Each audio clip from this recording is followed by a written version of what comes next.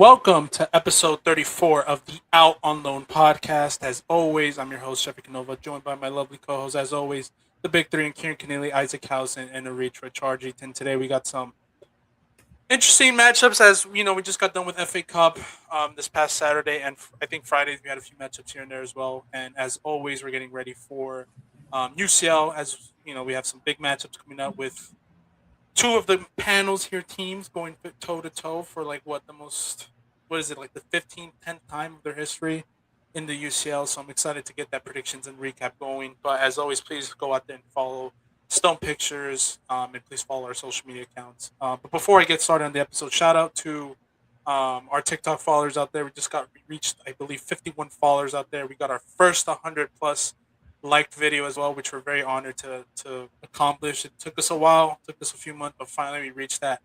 We broke that like 60 to 70, 80, 90 mark of likes on some of our takes and posts. So shout out to our fans out there. We're really excited and we're really happy. So much love to you all as always. But getting back on track, FA Cup. Yeah, I don't know what's going to happen to that quadruple that Arsenal fans were telling us all about these last few months and weeks. The hype, like, oh, we had the quadruple, and then it went to the treble. Treble's still on it, and now it's on the double. And I don't even think they're gonna get a double. There's still probably a chance to get that one title, which is obviously the Premier League title. But just to give a little bit of like context, obviously FA Cup happened this past weekend. Arsenal 2-1 loss to Southampton. Very disappointing result for any of you Gunner fans out there, Arsenal fans out there as well. I don't know if you guys got the chance to see the game. Obviously, I wasn't. I was just frustrated because my team lost early in that morning, so I didn't get a chance to watch it because I was just completely exhausted mentally and physically. But yeah, I don't know. Did you guys get a chance to watch that game by any chance? I mean, I watched the extended highlights the other day. I wasn't able to watch the live game. Arsenal were really, really bad. Like, I like not to exaggerate, but they were poor. I mean, Southampton, they deserved to win. Like, I know statistically Arsenal had more of the ball, they had more shots, but Southampton were good value for their money. I mean, they defended really, really well, really compact in that back line. Midfield was just physically dominant against Arsenal, outran them, outfought them. I mean, Southampton just did the basics that Arsenal have not done, and Arsenal themselves looked really bad. I mean, the first goal was just a simple misjudged header from Ben White, really poor defensively, which is weird because say what you want about Arsenal's attack, but their defense has been so good this season that to see them make those two bad errors was just very strange to see. Um, I don't know. The Carabao Cup final a couple weeks ago, Arsenal looked off the beat, but it was a cup final. That can happen. But for them to lose in this fashion, it was really, really bizarre. I mean, not to exaggerate, but I think Arsenal are really feeling the pressure. They're making some like simple mistakes that they just were not making earlier this year. I don't know if their season is collapsing, but they looked off the beat. They looked really, really rusty. Here's Yeah, my. I was gonna. Oh, go Oh ahead. yeah, go ahead, go ahead. No, go ahead, brother. Go ahead. I was just gonna say, like, following that up. I mean, I didn't get to see the live, but I did see the condensed highlights, and yeah, I mean, spot on with what Kieran said. I feel like the goals that Southampton scored was off mistakes that Arsenal's defense made, which is like really uncharacteristic of them to make, since that's been their strength all season long. And granted, you didn't have a Saliba or Calafiori or whoever else is your, like the back four. It should still be good enough to beat the Southampton team, and they didn't. And the mistakes came from the defensive end rather than, which they also looked lackluster, obviously, in the offensive side. But either way, you should be like, being this team. There should be no reason to lose 2-1 and the mistakes you made. And, the games are going to get harder and the pressures are going to get even higher because now you're in the Champions League quarterfinals. And you obviously got like the 7 remaining Premier League games with a game in hand for City and also a matchup at Etihad later this season. So times are crunching. Like if they don't really lock in here and really take care of business, it could look really bad in terms of trophy cabinets for Arsenal. Yeah, most definitely. And I think what I wanted to say was my take on this with these last two results was I was confident that in this game Arsenal were going to bounce back and get something going. Just because they know, they hear the noise, they hear the criticism that some of their legends and the media and the fan base, like these people know that the pressure's on them. They know that they've been failing and failing and failing for the last 2 to 3 seasons now that they've been in this Arteta major project that they've been in and rebuild in the way. And like Kieran said, it's the simple things now that they're messing up in, which is their defense. We know and we've criticized their offense. Their offense is already a mess. The style that they play, the approach that they go into games, and then the attitude that they've approached games now, which they don't want to take too many risks and just be very conservative, is going to bite them back eventually. And I think that's where I said in the Champions League. But from this game, it's looking like it's just going to completely continue forward, and it's going to get worse because now they're making the simple mistakes that makes them strong, which is their defense. I mean, you saw the error has been White, a player that's been so reliable in the past, is making those mistakes. The collapse in defense, the fact that Odegaard is not performing to this levels, and the fact that they're not turning up against a championship team in the FA Cup when you need to rebound from these type of things. This is where I expect the Arsenal to bounce back, and they're like, okay, no, we're not gonna fumble this. We're gonna go in. We're gonna make a comeback from that horror show of a performance in the final against Man City 2 weeks ago, and we're gonna bounce back and be resilient. Now they could do it in the Champions League, but I think my take here is in the English League, in the Premier League. If they fail one more game in the Premier League, if they fail in the Premier League, I think they're gonna lose it. I think if they drop points in this next coming, I don't know what their next game is, and I'll search that up right now, like real quick. But if they drop points in their next Premier League game, which what I'm looking at is Bournemouth. If they drop, like, and I mean anything, lose or draw, it's over. I think they got to them, and that's it. I don't think there's no coming back because Man City have been on form. The fact that Pep has figured out that format with Cherky at the 10, and now they're clicking, as we saw in that demolition that Liverpool just went through on Saturday as well. Yesterday, I should say. I don't know. That's my take. If they drop points against this Bournemouth, not this Sporting team, because I think it's different, Champions League. But I'm talking about in the English League, in the English division, or whatever you want to consider it. I think if they lose it, it's over. It's gonna start creeping in, because I'm starting to see it again. I don't like this. I don't like that they drop points, but it's starting to creep in again. And no one's on form in offense. So who's gonna carry them? Who is gonna carry them? No one's been on form besides maybe Gyökeres. But for that Arsenal team, I don't know if you agree with my take, or think I'm crazy, or just overreactionary. Could be overreacting, but I'm just It's an interesting point because City just won the FA Cup or their FA Cup game the other day. So now they have 2 games in hand over Arsenal. So hypothetically, if Arsenal do drop points and City win both those games in hand, I think you could be right. I think it's simply as one game that City win in hand, they're right back in it. Yeah, and I mean, I think it's just another reminder. I think something we've said earlier throughout the year is just how difficult a quadruple or a treble actually is. I think as people on this panel that have had teams that are actually that have done it and witnessed it, there's a certain level of consistency that you have to have throughout the entire season. And I think that was one reason so many teams were so bullish on Arsenal was because they looked like they were showing that consistency week in, week out, no matter how up and down their offense was. They had their defense to rely on. And again, I'm not going to say I wasn't able to catch that game full swing of the Yankee season. It's kept me a little occupied from catching some extra games. But from hearing everything from the panel, especially if it's going into defensively, that's the level of consistency where if that's consistently falling apart, you're worried now going forward. And I mean, it's just difficult. Like you said, there's a bit where you're not worried in the Champions League to get through. I think you just want to believe that they can get it done based off of the roster that they have on paper. But I actually agree 100%. I think if there's 1 or 2 more slips within the league, that it's done for them. yeah, because I see what the form that Man City's been. I mean, they've been absolutely incredible. I mean, we can go into Man City right now, as I switch, pages here. But I mean, I think they've figured it out now, with their lineup, because I think that was the one thing that we were concerned about or really critical of Man City was it was just so heavily reliant on Holland that I just feel like that was just going to start to crumble. Only because I don't think Holland is just relying on one player throughout the rest of the year is just not going to sustain itself.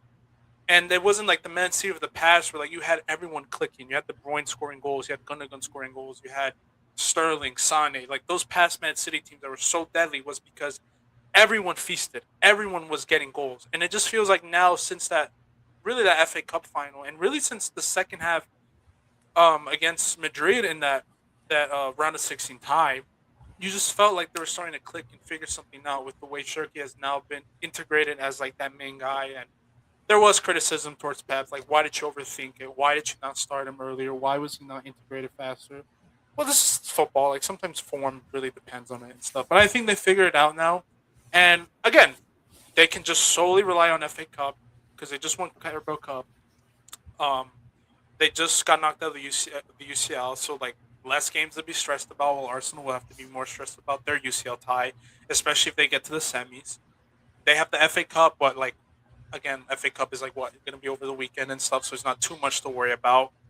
And now they just figured this out now. So now when they match up against Arsenal, I'm very confident for this Man City team to just absolutely break them apart because they figure it out now. They figured out how to play together between Semenyo, Shirky, Doku, Holland. Like Holland was on off form for like a bunch of weeks, and now he just comes back and scores a hat trick against that Liverpool team. Which yes, they were poor. They are defensively the weakest that they've ever been since the club times, but still, like I think there was just something different that you can see in this Man City team. There's confidence now.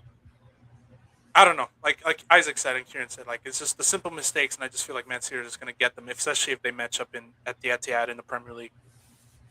Oh, I'll add one more thing too, and I think that also like goes to help even Arsenal's point a little bit. If this, with what I'll say, is if then you're able to go to the Etihad, you're able to get a result there, and that's really the result that propels you to win the league. Then there's a little bit of that. Like I think we've been asking with this Arsenal team is just prove it, and that'll be a nice little prove it sort of shut up moment to close out the year, sort of with this struggle to be able to go in there, get a result, and possibly see out the league through that reason. Like then I can kind of take a step back on sort of the insults that I've been sort of hurling at this Arsenal team as well. That's why I said Bournemouth is going to be the game. I'll definitely be like. I think that's their most important game. God, even if they lose against Sporting, because I'm not even going to focus too much in that Sporting game because again, UCL and Premier League is just different. Because their main focus right now is we need to win the Premier League. Like their FA Cup is gone, Carabao Cup is gone, Champions League. You're not the heavy favorites in that anymore with the form there, although they should be. But like, it's just a different competition in my opinion compared to what they're in. But the Premier League is what I'm looking at. Like Bournemouth might be their biggest game of the season because I think if they drop or lose points there, it's done. It's wraps. Like they're gonna crumble. Like there's no, they're gonna start to crumble. Like it's gonna go back to all the way back in 22, 23 when they had that point advantages over Man City with 9 points, wherever it was, and then it all started with one result and they started crumbling. So I think that Bournemouth game is really gonna be the one to watch, especially if they drop points, because then from there on out, I think it's over, man. Because I'm confident that Man City will smell that, just boom, take them over. But that's my take on this whole Man City Arsenal title race, especially with FA Cup. Like this really matters for the league and stuff like that. Chelsea, I know they've been in a huge mess as well. Have you guys heard of that whole Enzo thing, flirting with Madrid? Another player just flirting and twerking for Madrid, as fans like to say on Twitter. But despite all that, Enzo got dropped, and Chelsea go in and destroy Port Vale. Yeah, I mean, Cole Palmer's been the one that was crucified under this game only because they expected more from him, like not even a single goal against this team. But, I mean, what are your thoughts on the whole Enzo thing real quick before we get on to our next segment? I mean, I think Chelsea shot themselves in the foot here because they spent more than 100 million on Enzo Fernandez. I don't think he's been great for them. So I think it's hard for Chelsea to get a profit off of him, for one. And two, he signed an 8.5-year contract, and he has, I think, like 6 years left. So good luck trying to find a team who's going to pick up a 6.5-year contract. I don't know how that works, to be honest with you. I mean, what he said wasn't like egregious. I think he was mostly just saying he wants to live in a city like Buenos Aires, and he thinks Madrid is like that. No, whether that's like an indirect type of, which I agree with. Funny enough, I do agree with that because when I went to Argentina and Buenos Aires and Madrid, I've been blessed to have been to those two areas. They are very similar. So they are very similar. Yeah, I completely agree with that. But I mean, you even saw like the Mo Salah situation a couple months ago. He was dropped, and it was this whole fiasco of could he leave, could he not? Maybe that was blown out of proportion. Salah ended up staying. I know he has been great, but he's playing for them again. maybe it's like that with Chelsea, where after these 2 games, it blows over, everything calms down a bit, and he stays for another season. So maybe it was just like social media blew this out of the water. I don't think it was as bad as people were saying. Yeah, no, I think his comments. I agree with you. I don't think it was egregious. I don't think it was just like I know people are exaggerating because Rodri came out with those comments about how he wouldn't mind playing for Madrid, and then some other, Lenny Call earlier this season as well. He was twerking for Madrid as well as people like this. I like that. I feel like he even was like saying basically like I'd love to play for them straight up, and I was like, okay, like even more than the end zone, I was like, it's literally what you exactly said. I think I could be upset at you for at least that. Yeah, like it wasn't that bad in that sense, but still, I think it's very careless in my opinion. I think that's what it is because, again, the term Madrid when you're a Chelsea player, knowing that Madrid were after you, the rumors, the transfer rumors, the way your team is playing right now. You don't want to be saying stuff like that, like where people can really take it out of context, and you just want to be very careful with that. You can just say like, just shut it down. Just be like, no, I love where I'm at in London, even though you don't have to agree with it or you think people are lying.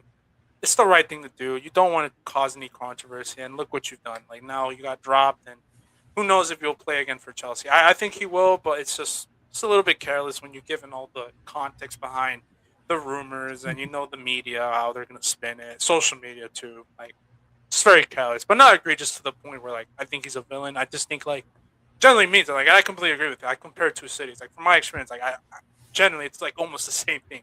Like I was like really impressed when I went to Argentina. Very European style, which Madrid is the same thing, like just beautiful architecture and stuff like that, sunny weather. But it's just very careless from this man. I don't know. Any disagreements or just I don't know. What do you think? Yeah, I mean it's also not like you're living in like Coventry or something. Like you're living in West London, bro. That's like the nicest part of London, and like it should be a good place to live. Yeah, granted the weather sucks, but I mean you could probably suck it up for however many years, and you are getting paid millions to play football for a historic club like Chelsea.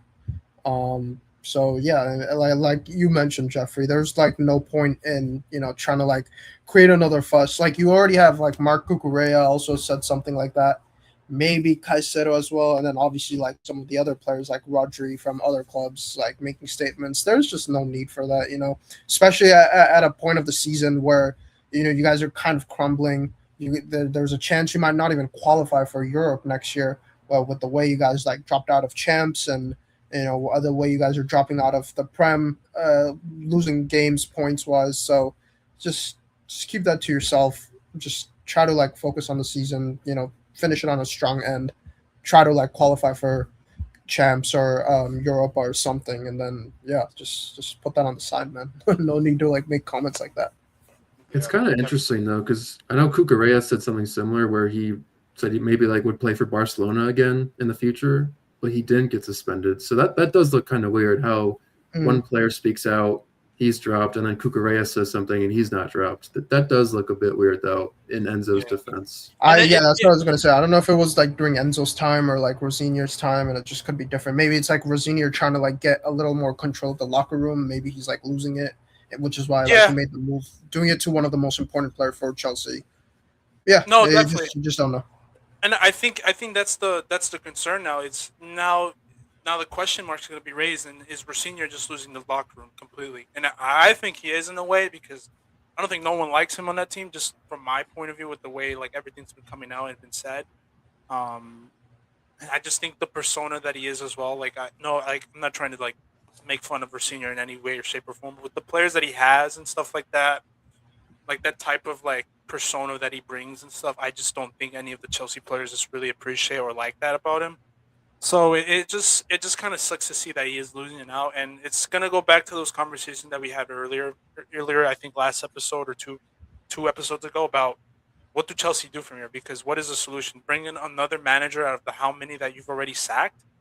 So it's Chelsea are just in such a mess now. Where like I think really Enzo and Cucurella are just like I don't like saying this to athletes because they have the right to voice their things and stuff. But like please just shut your mouth, bro. You don't want to just cause any more drama. Like please just keep it to yourself, man. You're just trying to survive, and you want to like at least give the fans and the club something positive to go forward before the season ends, and just make Champions League. Just keep the chemistry going and just close out with something strong.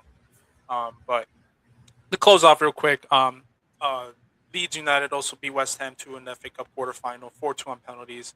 Another penalty shootout. So the four final teams that will be matching up in the quarterfinal, in the semifinals for the FA Cup will be Manchester City, obviously Chelsea, Southampton, and then obviously Leeds United. We don't know yet who's going to match up. Oh, actually, no, now we do know here, right? With Chelsea and Leeds matching up next on the 25th of Saturday, and then Manchester City versus Southampton. So curious to see how those matchups will end. And I think from here on out, I think Man City should be the favorite. Honestly, those other teams just look like Man City will just steamroll through easily. Yeah. But as we Real go to quick, UCL, did you? Sorry, I Yeah. was just gonna say that West Ham game. I mean, I saw like Leeds were up 2-0. I didn't know that they tied it up like in extra time or injury time. Like that was insane. It was like 90 plus 3, 90 plus 6.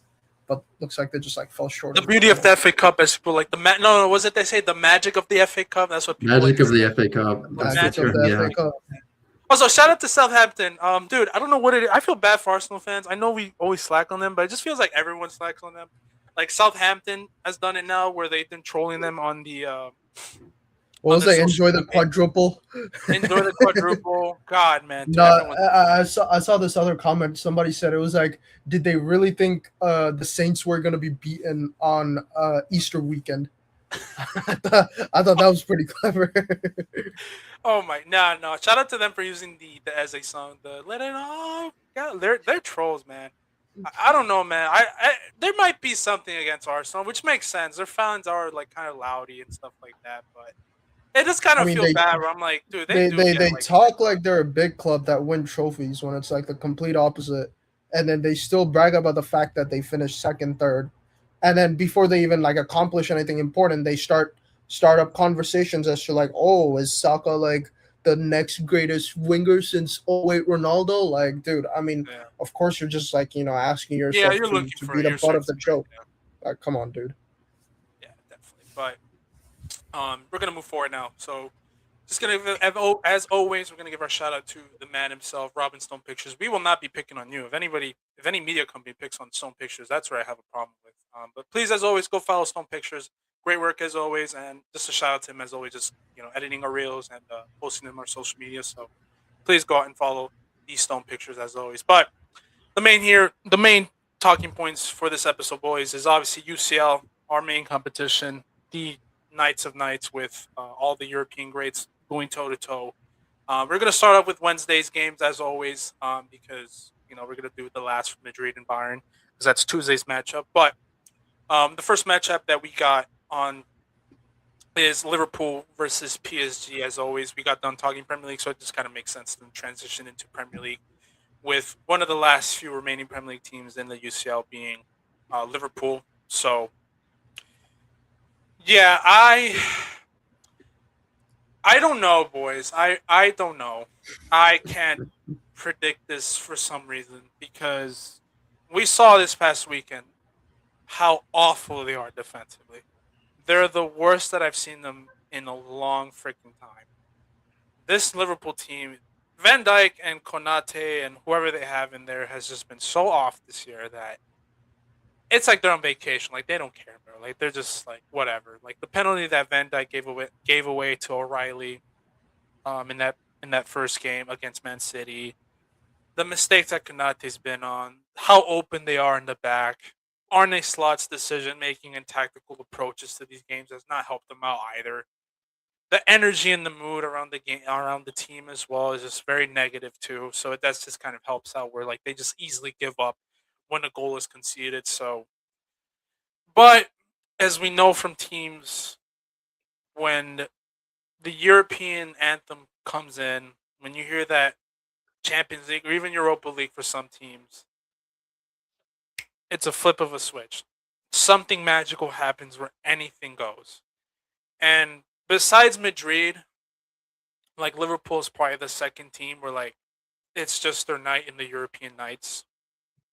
And I know earlier this year when you guys talked about the Liverpool versus Galatasaray matchup, y'all always said, hey, they might be poor in the league, but when it comes to European nights, it's a different story for them. They just wake up. Are you guys in the same sentiment where like it's just like they can just turn it around? I think I would No, be if I- PSG was the I'm- worst team. Honestly, like The FA Cup, I think, just changed my mind on Liverpool. The way they just got not only destroyed, but how they almost, I think, gave up in that game. That killed any hope I have for them. I know the Champions League is the only thing they have left. That's the only thing they could fight for and rally around. But we doubted, or some of us doubted PSG against Chelsea, and PSG just flexed their muscles. They showed how good they are offensively. They can just carve open teams with that, not only attack, but that midfield. And Liverpool's defense is just so bad. I mean, I can't imagine what Kvaratskhelia or Dembele or Doué could do. Not only that, but even Liverpool's midfield. I think Gravenberch and McAllister have not been as good as last season. I think PSG would just overrun them. I know it's the Champions League. You can't write off a team, but I just don't see how Liverpool compete with PSG. Like even last year when Liverpool were at their best, they still lost to PSG in the round of 16. Now this year Liverpool are way worse, so I don't see how Liverpool beat them. I think it's over for them. Yeah, I would agree 100% and echo basically everything he said there as well. I was one of those people that like trusted Chelsea's defense to hold over two legs, and now if I'm looking at how I've talked about and we've talked about this Liverpool defense, and I'm expecting them to do the same over two legs, I think that would just be inadequate and wrong to think that. Yeah, simply put, they got too much going for it over the course of two legs. I mean, even goalkeeper. I mean, with Allison being out the rest of the season, even he was someone I think that contributed probably a lot to that sort of Champions League magic we always felt, because I think we just always trusted his ability to keep them in big games when they needed to, just sort of as like a outsider looking in on Liverpool. So yeah, I just trust PSG over the course of two legs to get this through. Also agreed with both of you. I think PSG, they're also like just clicking at the right moment as well, and they are looking like a contender to win it all. But with this Liverpool team, they're just inconsistent, man. That defense is bad, as you guys have mentioned.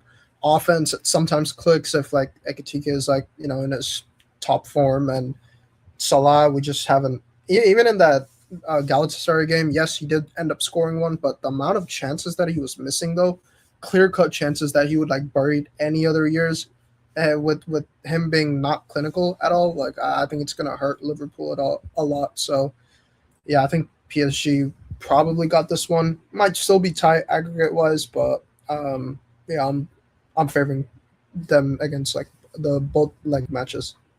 Yeah, I think I'm just curious to see because I'm in agreement with everyone. Although I'll give my take is what is the aggregate score going to look like in this tie? Because if PSG were able to do that to that Chelsea team that arguably should be better defense, I don't know their stats, but like based on what I've seen in terms of consistency and talent and everything, like Chelsea were I think just the better defensive team what I had faith on, especially in midfield as well. So I'm just curious to see what our aggregate predictions are going to be because I think that's where like I think we actually have to do the predictions. Like how much will PSG just smoke the living hell out of Liverpool? But here's my take, right? I'm going to believe, and I'm going to have faith for all my Scouser fans out there, right? That Liverpool will not get demolished like that. I don't think they win this tie. I really don't. But I think there might be a slimmer of hope here and there that they can pull something off in both legs. Only because if you do recall, the second leg will be at Anfield. So we know the history behind that. Remember, Anfield is a different beast, especially if Liverpool get a positive result. I want to believe as well that it's Champions League and they're going to turn up. Their defense will wake the hell up. And like Kieran said, you did say something that they know that this Champions League is like their only cup that they have left to really compete for. So I think that will give them the slimmer of hope in that they will go all out in that first game at the Parc des Princes. Because then they have the belief that if we can go to Anfield with a positive result and make redemption for what happened last year, I think we can pull off something magical. But I don't think that will be enough. I just don't think that will be enough because, like y'all said, PSG's midfield, they're clicking at the right time, and that Liverpool midfield has just been a joke. Like, it's just been absolutely open and exposed. I mean, Soboslai and Gravenberch and McAllister, just not enough energy or enough legs to go up against a team like PSG that I know they have quote-unquote controllers and people that know how to maintain possession and retain possession when they win the ball back. but they're athletes as well. That's their style. They're gonna press you like nothing you've ever seen before, and we saw last year. So I think Liverpool will get a positive result at the Parc des Princes. I think this will be closer than what people think because I think Liverpool will give it their all, especially in that Anfield tie. I think they'll give it their all in that Anfield tie. And we did see when PSG go to these English teams that they do struggle a bit. We saw when they played against Aston Villa, and we saw even against Liverpool. Like I know they beat Liverpool when they're at their best and PSG were at their best, but it still went them to go to a penalty shootout. So I think it will be closer than what people think. Like they think Liverpool will lose like 6-0, 7-0 in aggregate. I think we'll be closer than that. I think PSG do win in both legs, but I think it'll be closer. That's really what I want to say. I think it'll be closer. Liverpool will give it their all. Mo Salah's last year. I don't think they want to go out like that. I think it'll be closer. So I guess to start off this aggregate prediction, I'll say Liverpool in the first leg. I think PSG win like let's say 3-1, 4-1, around there, 4-2, 4-1. I'm gonna go 4-1. 4-1 to actually I don't know. 4-2. 4-2 PSG. 4-2 aggregate. No, 4-2 in the first leg, but then in the second leg, I think it'll be a draw. So it'll be like 5-3 in aggregate. That's how I think. Okay. Like I think PSG will score 5 goals definitely between these two legs.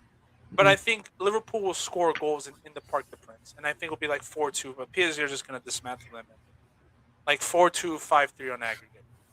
Dude, that's 5-3 crazy because aggregate. I also had 5-3 aggregate as like a score in mind. I was Really? like, and everything that you said, I was like, I don't think it's gonna be like a blowout like PSG did to Chelsea. I think like Liverpool will be more competitive. Maybe they compete like 2, even 3 of those halves, but like that fourth and final half, that's where like PSG will like pull away with like 2, 3 goals, and that's where like the tie is all but done. But yeah, I'm also going with 5-3 aggregate PSG.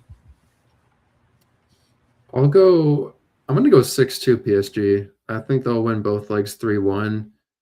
I mean, I don't know. I think Liverpool have kind of just like given up on Slot. Like I just watched the players and their body language. It looks like Slot's just lost them. They don't really seem to have that kind of fight or desire. And even if they do, like maybe get a goal back against PSG, I don't think they have the momentum or like that belief anymore to make that comeback. Like a couple of years ago, I think Liverpool were more than capable of doing that. But this year, they just look like all the wind is out of their sails. I think PSG could not put them to the sword, but I think they'll beat them fairly comprehensively. I'll go 6-3 on aggregate. I think echoing a lot of the similar things you guys have said. I think maybe that Anfield result they'll like pull one back. It might be a 2-1 or it's a tie game, and I think they'll be like, oh, there's that bit of hope. And I think ultimately, same thing. PSG's quality is just going to see them through. Yeah, I'm in agreement. I think, like I said, 5-3 on that grid for me. I think PSG will get a result in that first leg, and I think, like Iricha said, there's going to be a few ties where I think Liverpool are looking like the best. Like maybe that first half in the first leg, they look good, but then PSG are just going to wipe the floor and just destroy them, as we saw, like to a lot of teams that they've done in the second half throughout these last 2 years in the Champions League.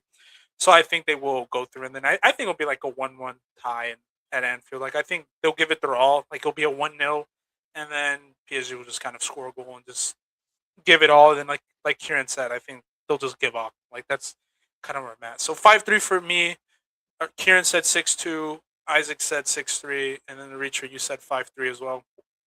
I like those. I like those ties. So I'm curious to see who's gonna get the closest one because I'm always intrigued by like when we know like a tie is that obvious who's gonna win, but it's always like who can get the right aggregate score correct. Like who's gonna get it right. Like I'm always intrigued by that. But the next matchup, obviously for me, the interesting one that I'll be watching will be obviously Barcelona versus Atlético Madrid.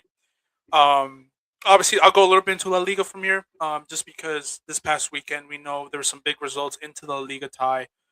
As I kind of predicted, Madrid would drop points throughout the league because it's just been so consistent. We lost 2-1 against Mallorca. Fortunately, the game winner from Muriqi to kind of end off our title hopes because now later that day, Barcelona would play the first of the 3 big matchups between. It's like a boxing matchup between these two teams because it's like they're going back to back to back almost in a way in the next 2 coming weeks. So round 1 went to Barcelona. As later on in the day, they went to the Metropolitano and got a 2-1 win over Atletico Madrid. A game winner from Lewandowski. 2 game winners to just kind of end our La Liga hopes because now it's 7 points for Barca to be up in. and they performed really well against Atletico at the Wanda, kind of getting like a little payback after losing like 4-0 in the Copa del Rey. So round one goes to Barca, and this will be round 2 and 3 for these two teams that have been going back and forth throughout this year. Um, so the Yo, first game Jeff, will real be, quick, yeah, go can, ahead, can you brother. can you give my boy Marcus Rashford a little shout out, please? Oh yes, that amazing goal that Rashford scored. Shout out to Marcus Rashford because he's going to be the key factor into how they will open up this Atletico Madrid team. And we saw in that game for the equalizer for the 1-1 because Atletico were up 1-0 yesterday in the at the Wanda, but Rashford came in, electricity, pace, the finishing as well. That was a beautiful finish from Marcus as well, just to tie it up. So 1-1, but we'll see how Marcus goes into these next two games because now the first leg will be at the Camp Nou. And Barca, I think they've been unbeaten so far in the Camp Nou. So yeah, it's going to be an interesting matchup. There's some key injuries for Barca, obviously. I think De Jong is still not ready. I think Koundé is still not at 100% yet, so we don't know whether or not he will start.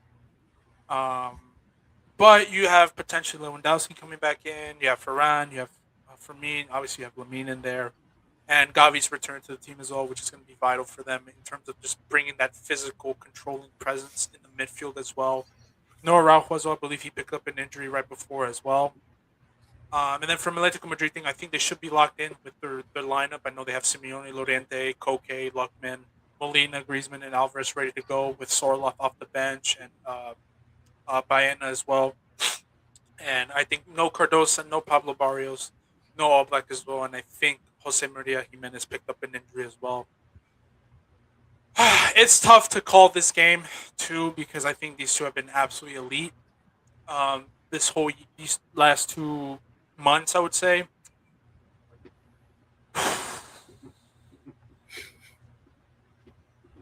I'm gonna go Barca. Still gonna go Barca. I think Barca will pick it up.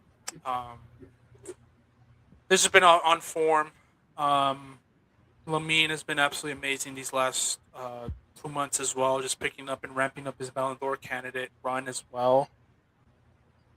And we saw in the last game that these two matched up in the Camp Nou. It was just a demolition for Atletico Madrid because I think Barca probably could have made the comeback. And I think it's just too much offense. Just too much offense that I think Atletico can't withstand. And a lot of people don't realize about this Atletico Madrid team. They're not the Atletico Madrid team of the past years where they were just unlocked defensively. Or like they can get a positive result away from home by just shutting down their lanes and stuff like that. They're just being on lockdown. So I think Atletico get through easily. I mean, Barca get through easily. This Atletico Madrid team are not just that good offensively. I think like a 3-1 for this Barca team in the first leg. I think they're going to open them up too easily. And then come second leg, I think Atletico will be better, but I think Barca will get that one goal that they need to really close down.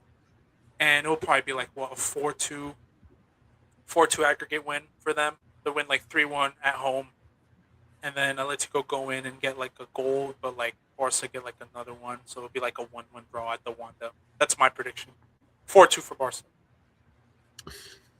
I'll go kind of similar to you, Jeff. I think I'll go like 4-3. I think it could be like a close-ish matchup just because Atletico Madrid do look better in 2026 than they have in the start of the season. But it's kind of interesting what you said, that I always think of Atleti as like a really compact, resilient team defensively, but it sounds like they're just not as structural defensively this year. But their offense is better. I mean, Lookman's been a great addition. Alvarez is a top striker. But if you just look at Barcelona, the quality they have, I think, is going to be too much. I know Rafinha's out. That is a big miss, but Lamine's in there, Lewandowski, even Rashford on his day can be a very, very good player. I think Barca win it 4-3 and kind of just flex their offensive muscles over at Atleti. Yeah, I agree. I think I see Barca again, similar to a lot of the stuff we said with the PSG Liverpool leg. I think with the quality in the Barca side going forward, mixed with how poor they've apparently been defensively. Granted, again, as Kieran said, better in 2026. I think I'm always gonna trust a side that's got a lot more for them going forward, especially over these two legs. I go 5-2. I think they can even pull away a little bit more. Again, I can see with that offense getting at least a few goals, maybe even getting out ahead in one of these matches and making it a little scary for Barca. But over 2 legs, 5-2 Barca. Yeah, I mean, I know Barca. Um, there's like this record with Rafinha, without Rafinha. I think without Rafinha, they almost never win games. But despite that, I think this time I will be favoring Barca over Atletico. Although I think it is going to be like out of all the 4 games, this one might be the closest one that will probably go into extra time as well at the Metropolitano.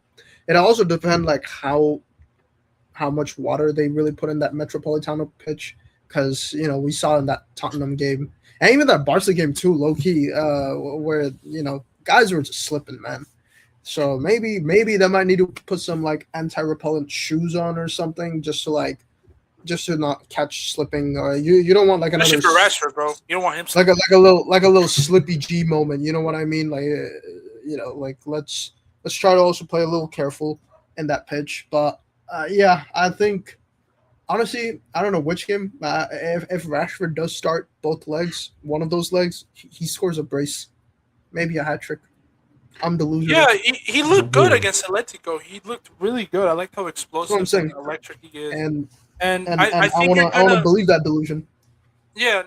Well, no, I think what you're gonna need, especially now that Rafinha's out, is you're gonna need someone to score goals and be almost like that second runner in behind. And I think that can work for Rashford's favor. I mean, he still has the pace.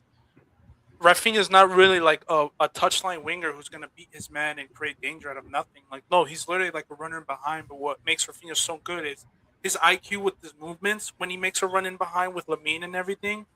His clinicalness in the final third, but then also his finishing. And we know that I think in terms of 2 of those 3, Rashford has the speed to run in behind, especially against that back line, the height to score headers, but then also I think when Rashford's on it, he's very clinical when he's inside the box too. So I think he has a spot to like really like open up the game. And then we saw like he has that moment of magic too, which again, UCL, a moment of magic where he can break down. So I'm really looking at Rashford for these next 2 games to really help Barca like get through this tough Atletico Madrid team. Because like you guys said, this will be tough, which is why I think that that Metropolitano game will be like a 1-1. But I think at the Camp Nou, as we saw with Barca's record and everything, the players that they have, the way Pedri just performs in these UCL nights especially against the Atletico Madrid team, I think it'll be too much for Camp Nou. But and the way like I was gonna say the way like Lamine has been like passing it, and obviously you have like Pedri and Agavi to like support those passes as well. Like there should be a lot of chances for a Lewandowski, a Fermin Lopez, a Ferran Torres, a Marcus Rashford to like get in their box, put a goal or 2 behind like early on, and really put the pressure on Atletico. That said, I still expect Atletico to compete hard. One of like Julian Alvarez or Lookman to like go out there and start putting pressure as well, like offensively. So I'm gonna say aggregate 4-3 Barca, but it does go into extra time. But somebody from Barca does like score that final 4th aggregate goal. So yeah. So Arisha says Barca 4-3. Yep. Kieran? I also think it'll be 4-3 for Barcelona. Isaac? 5-2. I think I said 5-2. I think I went with 4-2 with a 1-1 at the Wanda. So yeah, I think we all went with Barca here. So I'm curious to see. But I will say this though. I don't think this will happen though, because I'm very confident that Barca will get the result at home. But I will say, if Atletico do get a positive result at home, away first, right? Because if this was the other way around, where it was at the Wanda and then they close off Camp Nou, I'd favor Atletico just a little bit more, because that home game just matters a lot. I would say for Atletico to just start first instead of just chasing or whatever. Like that's why I just view Atletico Madrid. But if they do get a positive like 1-1, 2-2 draw, I don't know. I might be wrong with my predictions. I think if they'll go all out for that Wanda game in the second half, in the second leg, I should say, because that second leg will be at Wanda, so they don't have to chase. They just have to like get a result, and they can definitely get a result at home, and they don't have to be chasing. But I think they'll just dump another extra 10 gallons of water on that pitch. So potentially too, but I don't think that's gonna happen. I don't think we're gonna see Pedri like slipping like Conor Gallagher, Slippy G. Like, yeah, he ain't that. But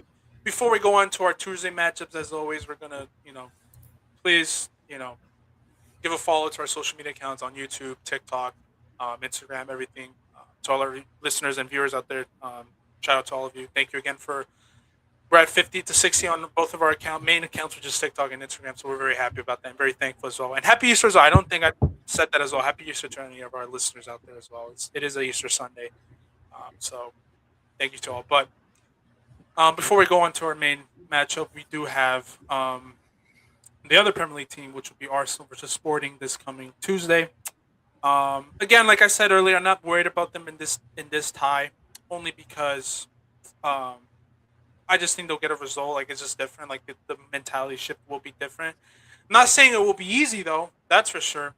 But I do think Arsenal will get through. Their first game is at Portugal, at the Stadio Jose Alvaro. I don't know how to pronounce their stadium name, but they will be at Portugal first.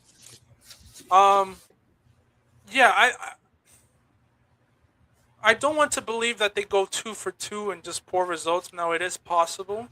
I don't know if any of the panel agrees or disagrees, so I'm curious to get your predictions. But I do think Arsenal will go through. It will be a tight one at Portugal, but I think it will be a narrow 2-1 win. I think Gyökeres will be hungry enough to go out there to his former team. He'll probably get a goal or a double, I think. I think he'll be motivated to do that. So we might see him pull something out of his ass because it's the UCL and magic could happen. So Gyökeres might have a moment of brilliance where it's just like a one-on-one and just puts it in there. But, yeah, I think it'll be an Arsenal 2-1 win at home against Sporting. I know Sporting pulled off that amazing comeback against Bodo Glimt, so don't underestimate their offensive powers. But I think Saliba and Gabriel should be back. So, no, and I think Timber or Ben White will still be playing. But I think they're still going to be solid defensively. They'll probably let a goal here and there. They'll probably let a goal in that first leg. But I think they're still going to be solid enough to get a result, close up shop, get a 2-1 win, and then go back to the Emirates and get like another 2-0 result. Because that's just how I look at Arsenal. So I think it'll be like a 4-1 aggregate, maybe 4-2. I'll say 4-2. Another 4-2 for Arsenal. 4-2 victory over Sporting. Yeah, I agree with you, Jeffrey. I think it might be like the Bayer Leverkusen matchup in the last round, where maybe Arsenal draw 1-1 at Sporting. Tough place to go, especially in Portugal. But I think Arsenal would get the job done at the Emirates, where they scored, I don't know, maybe 3 goals. Also, like 4-1 in aggregate. I could see Sporting causing them some problems. I mean, this Sporting team beat Athletic Club. They beat PSG. They beat Bodo Glimt. So they've beaten some good teams this season. They have a really good defensive record at home. So they're not going to make it easy for Arsenal. But I think Arsenal will probably find their rhythm again in the second leg and beat them fairly convincingly. 4-1 in aggregate, I'll say. Yeah, I did forget to mention, too, they do have Luis Suarez, so I think he will be definitely a big factor, even though he wasn't good during international break, but still, like, with this Sporting team, he's just been absolutely amazing. So that's a player that you got to watch out for, especially if you're Arsenal, which is why I think they'll get 2 goals through, like, his impact and his gravity that he brings, as a striker. Yeah, I see it. I think take a little bit more high scoring than Jeff and Kieran have predicted. I think this Sporting side's going to be able to produce a little bit more going forward. I think they might catch Arsenal maybe by surprise a little bit in that first leg. And I think that going back home is going to be so huge for them. I think I go 5-3 on this. I think they could even maybe take a win in their first match, and it takes some real work from Arsenal in that second leg, or maybe I think maybe a 2-2 draw or something like that. I think Arsenal obviously has the firepower to even up, at least go toe-to-toe with them, I'd say, on paper, and I obviously trust their defense over the course of 2 legs. So, but, I'm going to go 5-3. Yeah. So I was like thinking about all the predictions I've made, and I've realized like most of it is pretty chalky. I guess like maybe the Bodo Glimt over Sporting might be like an upset pick, which I mean, they might have also still been favored to win until Sporting made that comeback. And even in this one, like it's shaping up to be, first obviously at Portugal, and then the second leg at Emirates, where Arsenal, they do end up like closing all their games very strongly when they're at home. But it is also the Champions League, where anything is possible. When we did say that Champions League anthem, when it is played, that's turned on. And that is true for Real Madrid. That is true for Liverpool. But that is not true for an Arsenal, man. I fear that's boss music. No, instead of the switch goes on, the switch goes off for them. That's what it is, Oh right? yes, the light bulb, the Einstein moment in the locker room, and I don't know, man. All those mistakes that defense has been making. Granted, they will have like a Saliba and a Gabriel back. What's to say that they don't continue making those mistakes? What's to say that once that Luis Suarez does put that one goal in that net, what's to say that they don't crumble? What's to say that that pressure doesn't get to them? Because it does. It does. That Man United game where they scored first, and then we responded back, and then after that they had nothing. Same thing with that Man City final game in the Carabao Cup. What happened? Nico O'Reilly, 2 goals, bang. It was like they weren't just producing anything. If this Sporting team can put that pressure on them, which I believe they can, oh brother, some uncomfortable discussions have to be started. And last time when they were in Europe, which was in Europa, it was Sporting that did knock them out. So You're that right. was about I 2 years, forgot 3 years about ago. that. You're So Ruben right. Amorim was as the head coach too. yeah, yeah, exactly. And as And they the lost way the league as that you year can too, see, bro. Remember that? Oh my that god, nine I point. forgot about that. As you can see where I'm going with this, I am gonna take this underdog Sporting. It might be a very, very dumb decision, but I don't care. I am tired of making chalky decisions, and I want to, take a little risk. I like the Sporting team, and they unfortunately beat my Cinderella team, so I'm gonna back this new Cinderella team.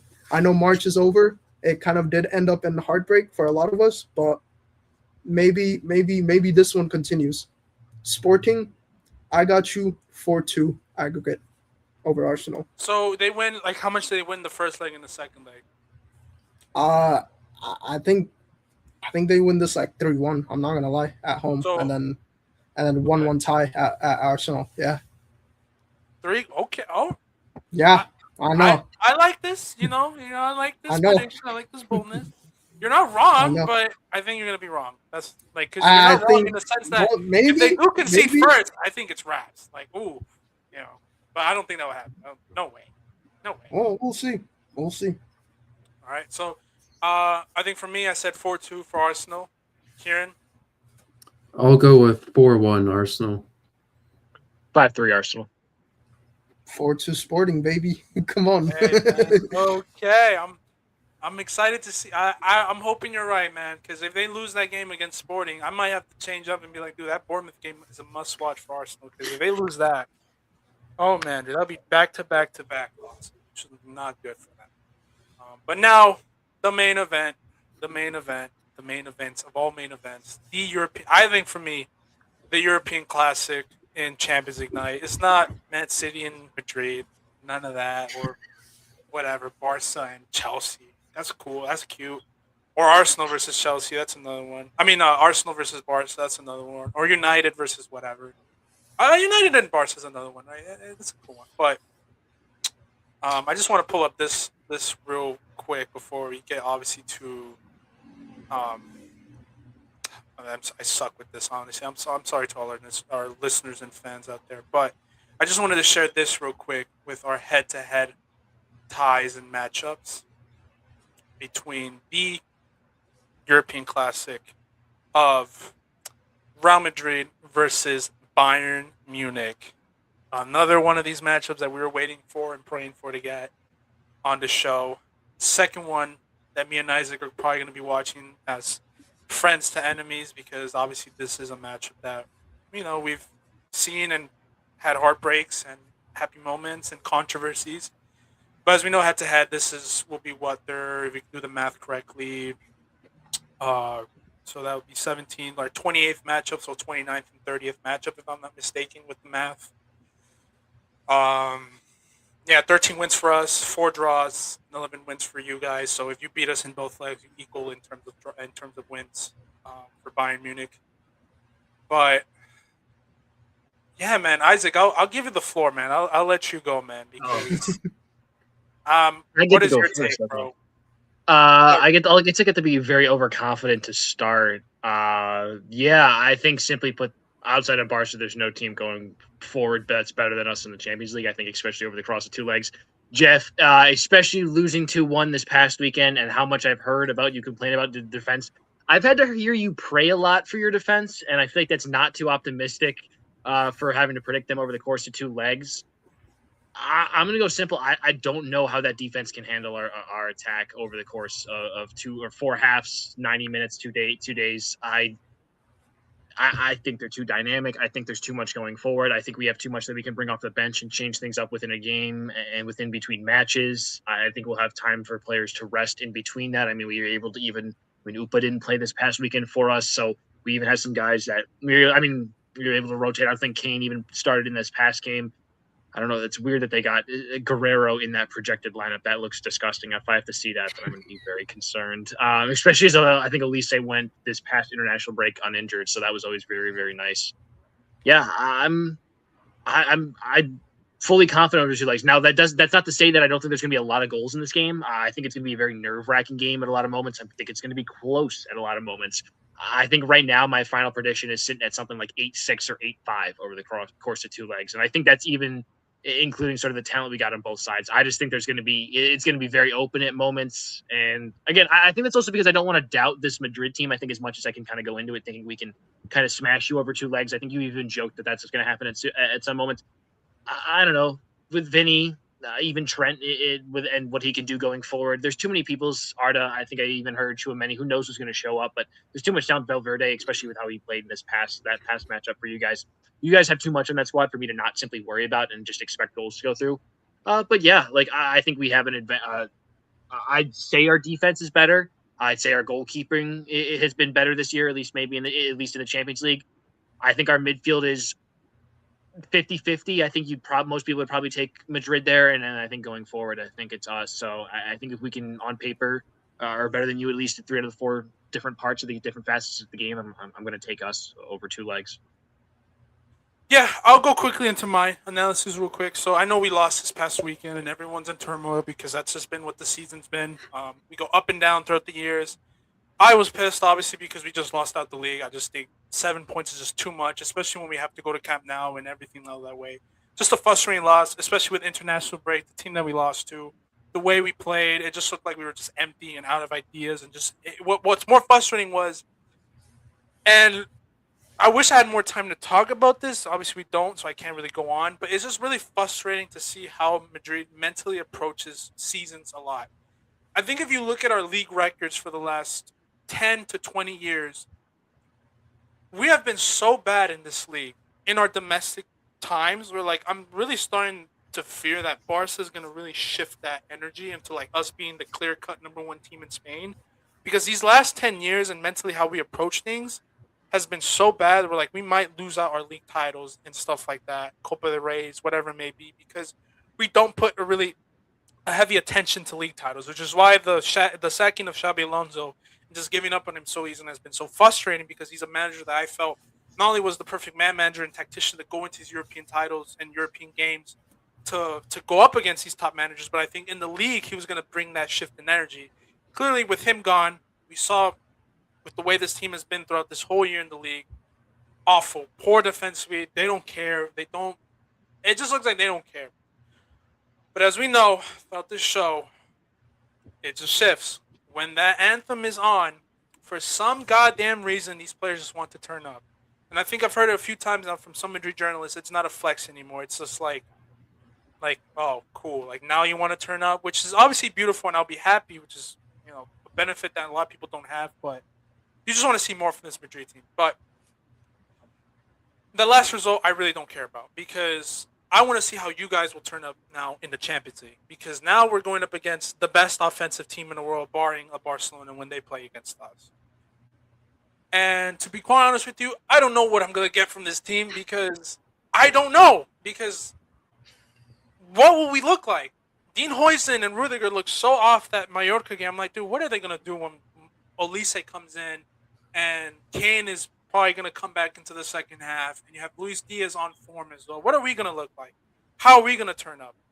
So I really can't tell you like what our team is going to approach. All I'm going to give is my prediction and just say we will turn up.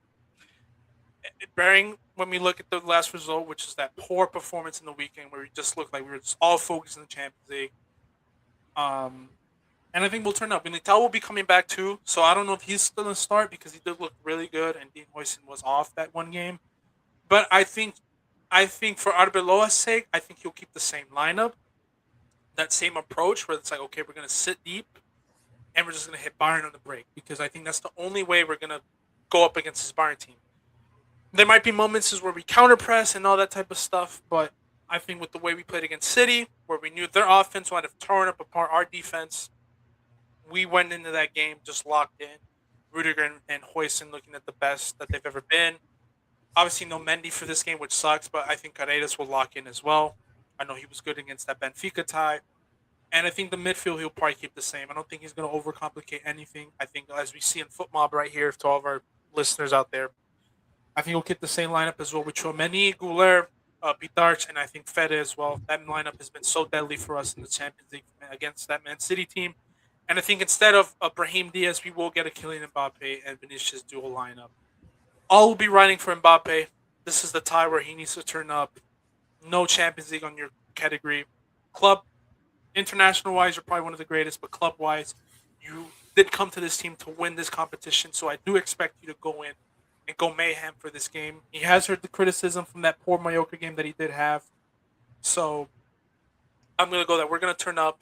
The Madrid magic will happen again because there's nothing in our favor that should not have Bayern to win this, you know? You have the better manager. You have the better offensive players on form. Arguably the better midfield as well. But the Madrid magic is just crazy. Where I feel like these players are just going to turn into gods themselves. And I think we can get you. I think we really can get you. I think we can really get a Bayern team. I think the way we play benefits in the Champions League because we can hit teams on the break with our speed and in transition, with Trent being in there as well, with Fede being in there as well on form, and having rested this past weekend as well because obviously he didn't play. We are going to concede goals, obviously, because this Bayern team that we're going up against is elite. So I think we'll concede a minimum of 2 goals. But I do think we can score 3 past you. So I'm going to go with Madrid win at the Bernabeu 3-2. It's just that Allianz, I don't know how we're going to turn up against that. But I'm going to have faith and be like, you know what? It's going to be like a 3-3 at the Allianz. So I'm going to go with Madrid, narrow, 6-5 win on aggregate. Is that including referees as well, or no? Are we getting one? And the referees, too. And my prediction, too, is there's going to be some controversy. There will be some controversy. That's my prediction. Minimum 2. Throw out 2 legs. I will say, you guys have Michael Oliver as the referee on Tuesday, so you have an English referee.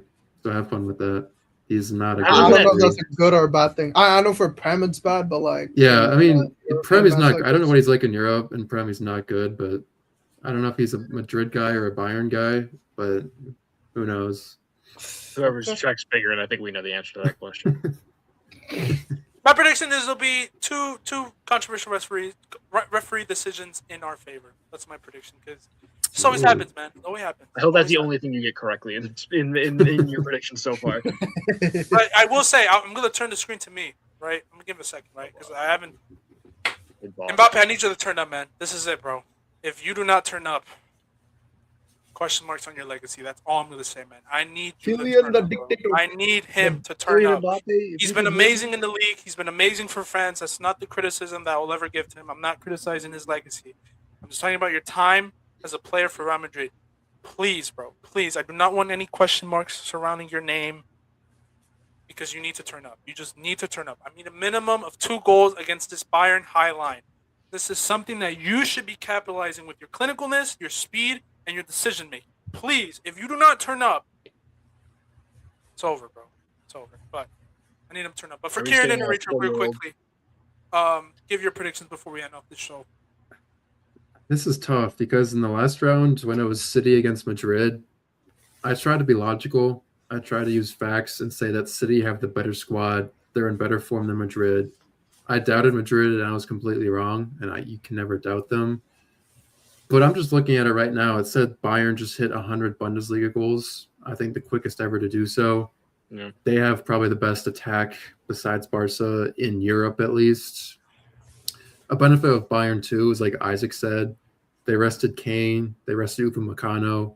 They're in a position in the league where they can rest their best players and they can be fresh. Whereas like Madrid, they're chasing a league title, so they can't rest as many players. I don't know what impact that has, but same with you, Jeffrey. I don't know what I'm going to get with Madrid. That defense can be so shaky, and Courtois is out for this game. I think he's out for both legs, actually. That's a huge hole in net. I think it's going to be a very close game or close tie. I think it'll go to extra time in the second leg at the Allianz. I think it'll go that far, kind of like in 2024. But if I just had to give a prediction, I'll go Bayern winning 5-4 in aggregate. I think their offense with Kane, especially Luis Diaz, I think that's going to be too much for Bayern. Too much for Madrid. I think Bayern's quality is just going to shine through on offense. Yeah, honestly, I agreed with a lot of what Kieran said because, yeah, I mean, like when I saw this matchup, I was like, damn, like you might as well just like flip a coin because, like, yeah, obviously Bayern is like factually the better team, but then Real Madrid, well, Champions League, they're just synonymous. They'll just turn up, whatever, psychologically, mentally, whatever it is. However, I did have Bayern like as the champs winner as like my prediction like earlier in the season, so obviously like some way somehow Bayern would have to win this game for me in order for that prediction to be true, and I think it probably will. But like you said, it'll probably be a very tight one. It has a very good chance of going into extra time as well.